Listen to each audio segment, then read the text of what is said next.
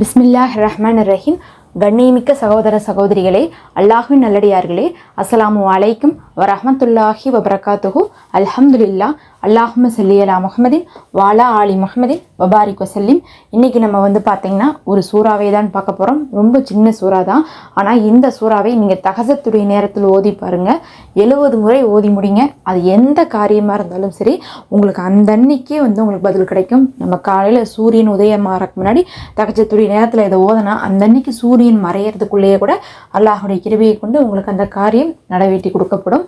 ரொம்ப சக்தி வாய்ந்த சூறா. ஏன்னா அல்லாஹுடைய உதவியும் வெற்றியும் இல்லாமல் நம்ம எந்த ஒரு விஷயத்தையுமே நம்ம நினைத்த அளவுக்கு கொண்டு போக முடியாது.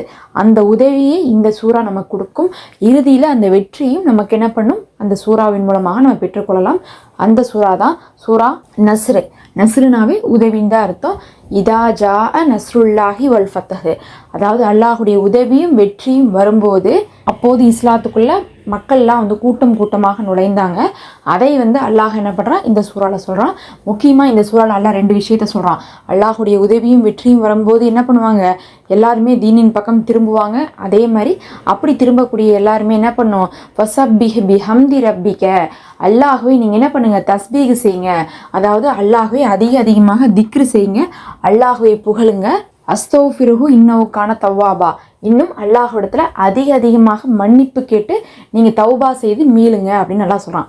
2 விஷயத்தை தான் இந்த சூறாவில் அல்லாஹ் வலியுறுத்துறான். ஒன்று என்னது, நம்ம திக்ரு செய்கிறது. திக்ரு செய்கிறத பற்றி அல்லாஹ் குர்ஆனில் சொல்லியிருக்கான், பல இடத்துல சொல்லியிருக்கான்.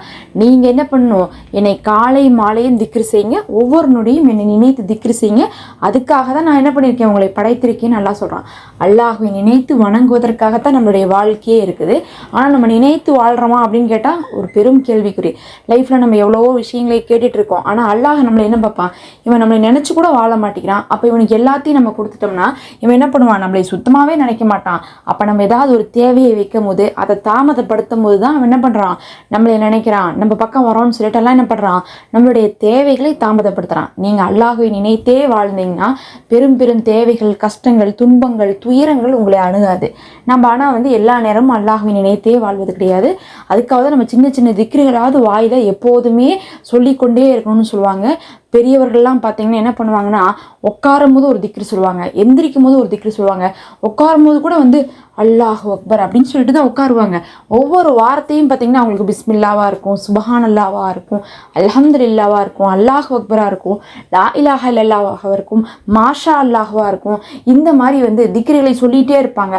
நீங்கள் கணக்கு போட்டு ஓதுறதை விட இந்த மாதிரி ஒவ்வொரு மூமெண்ட்லேயும் நம்ம திக்ரு சொல்லும் போது நம்மளுடைய லைஃப் என்ன ஆகும்னா, ரொம்ப ஒரு நிரப்பமான வாழ்க்கையை நம்ம வாழ முடியும். அல்லாஹ்வே நினச்சி வாழ்ந்துட்டு இருக்கோம். ஒவ்வொரு நேரத்துலையும் உட்காரும் போது, நிற்கும் போது, நடக்கும் போது கூட நம்ம அல்லாஹ்வை நினைக்கும் போது அல்லாஹ் என்ன பண்ணுவான், நம்மளை நினைத்து நமக்கு தேவையானதை கொடுப்பான். அதுதான் இந்த சூறால முதல் விஷயம். அல்லாஹ்வை திக்ரு செய்யுங்க, நினைத்து கொண்டே இருங்க. 2வது என்ன பண்ணும், மன்னிப்பு கேளுங்க. ஏன் மன்னிப்பு கேட்கணும், ஏன்னா நம்ம எவ்வளோதான் அல்லாஹ்வை நினைச்சாலும் சரி நம்ம பாவம் பண்ணிட்டு இருக்கோம். மனிதர்களே பாவம் செய்யக்கூடிய தன்மையுடையவர்கள். அப்போ பாவம் இல்லாதவங்களுடைய வாழ்க்கையே இல்லைன்னா நம்ம வாழ்க்கையில் நிறைய பாவத்தை செஞ்சு வச்சு போட்டு நம்ம தேவை வேணும், இது நடக்கணும், அது நடக்கணும், நம்ம நல்லா இருக்கணும்னு நினைக்கும் போது அல்லாஹ் பாவத்தின் காரணமாக நம்ம கேட்கக்கூடிய துவாவை கபூலாக்காமல் இருக்கிறான். நீங்கள் அதனால் பாவ மன்னிப்பை கேட்டுக்கொண்டே இருந்தாவே அதுவே என்ன ஆகும்னா, உங்களுடைய பாவங்களை கழித்து அல்லாஹுடைய அருளை பெற்று கொடுத்து உங்களுக்கு தேவையான விஷயத்தை நடத்தி கொடுக்கும். அப்போ அந்த பாவ மன்னிப்பு உங்களுக்கு அல்லாஹுடைய புறத்திலிருந்து உதவியும் வெற்றியும் வருவதற்கு காரணமாக இருக்கும். அதனால என்ன பண்ணும், நீங்க பாவ மன்னிப்பையும் அதிகமாக கேட்கணும். அதனால தான் அல்லாஹ்வே சொல்கிறான், நான் தான் உங்களுக்கு பாவ மன்னிப்பு கொடுக்கக்கூடியவனாக இருக்கிறேன், நீங்கள் என்னிடத்துல தான் பாவ மன்னிப்பை கேட்கணும் அப்படிங்கிறதையும் அல்லாஹ் என்ன பண்ணுறான், அந்த சூறாலேயே சொல்கிறான். 2 விஷயந்தான். ஒன்று திக்ரு செய்யுங்க அவனையவே நினைத்து, 2வது அவனிடத்துல பாவங்களுக்கு மன்னிப்பு கேளுங்க. அது 2யும் உங்களுடைய வாழ்க்கையை என்ன பண்ணும், தரத்தை உயர்த்தி கொண்டு போய் கொண்டே இருக்கும். இது 2யும் இந்த சூறாவின் மூலமாக நீங்கள் கற்றுக்கொள்ளணும். என்னதான் சூறாவை ஓதினாலும் அதை கொண்டு நம்ம முழு பலனை எப்போ அடைவோம்னா, அதுக்குள்ளே இருக்கக்கூடிய விஷயங்களை பின்பற்றுவதன் மூலமாக தான் நம்ம அடைவோம். இந்த சூறாவை தஹஜ்ஜுடைய நேரத்தில் 70 முறை ஓதுங்க. ஓதிட்டு உங்களுடைய துவாவை கேளுங்க. எந்த காரியத்துக்காக நீங்கள் துவா செய்தாலும், எந்த காரியத்துக்காக இந்த அமலை செய்தாலும் அல்லாஹ் உங்களுக்கு வெற்றியை கொடுப்பான். நிச்சயமாக நிறைய பேர் கமெண்ட்டில் துவா செய்ய சொல்கிறீங்க. அல்லாஹ் உங்களுக்கு எல்லாவித வெற்றியும், எல்லாவித ரஹ்மத்தையும், பரக்கத்தையும் கொடுப்பானாக. நீங்கள் ஆசைப்பட்ட அனைத்தும் நிறைவேறணும். ஆமீன் யா ரப்பல் ஆலமீன். உங்கள் துவாலையும் என்னை சேர்த்தி கொள்ளுங்கள். இந்த வீடியோக்கு ஒரு லைக் கொடுத்தீங்கன்னா மற்றவங்களுக்கு இது காட்டுறதுக்கு ஒரு காரணமாக அமையும். கீழே இருக்கக்கூடிய ஹைப் பட்டனை கிளிக் பண்ணிக்கோங்க. நம்ம சேனலில் மெம்பர்ஷிப் இருக்குது. விரும்புகிறவங்க ஹதியாவாக ஜாயின் பண்ணிக்கோங்க. அது நமக்கு ஒரு சப்போர்ட்டாக இருக்கும்.